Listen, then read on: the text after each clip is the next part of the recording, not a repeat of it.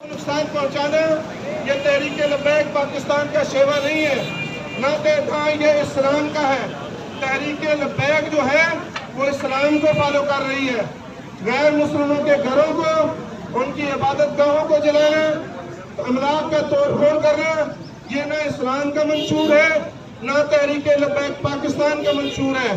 रह गई बात मुजरिम की, तो मुजरिम को तख्तेदार तक उसका पीछे तहरीक लब्बैक पाकिस्तान इंशाअल्लाह।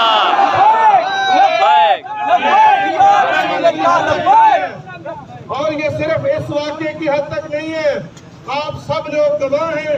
तहरीक लब्बैक का माजी इस बात का गवाह है कि इस मिशन की खातिर हमने जानें दी, हमने हमारे शुहदा के जनाजे उठाए, हमने जेलों भुगती, हमने 4 शेड्यूल भुगते, हमारे घरों की इज्जतों को पामाल किया गया।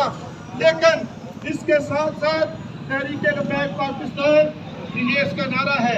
पाकिस्तान में और कौन ये नारा लगाता है कि पाकिस्तान का मतलब क्या?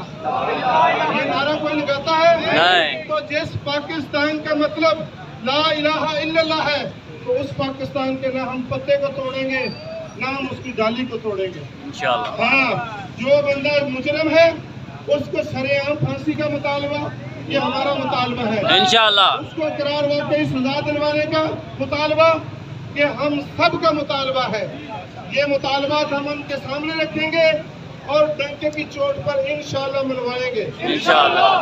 जो शरपसंद लोग हैं, मैं ऐलान नहीं कह रहा हूँ, एक जिम्मेदार की हैसियत से, उनका तहरीक लब्बैक पाकिस्तान से कोई ताल्लुक नहीं, वो सिर्फ तहरीक लब्बैक पाकिस्तान को बदनाम करवाना चाहते हैं।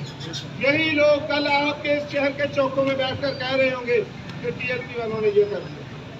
आप इन लोगों के झांसे में ना आए। हमने हमारा माजी इस बात का गवाह है कि हमने कभी इस ऐसी बात पर कोई कॉम्प्रोमाइज नहीं किया। बेशक बाबा जी ने जेलें काटी, हमारे कायद अल्लामा साद हुसैन रिजवी साहब ने जेलें काटी। अभी आपके सामने TLP की जितनी क़यादत स्टेज पर मौजूद है, इन्होंने और नीचे मौजूद सैकड़ों कारकुनान ने जेलें काटी हैं।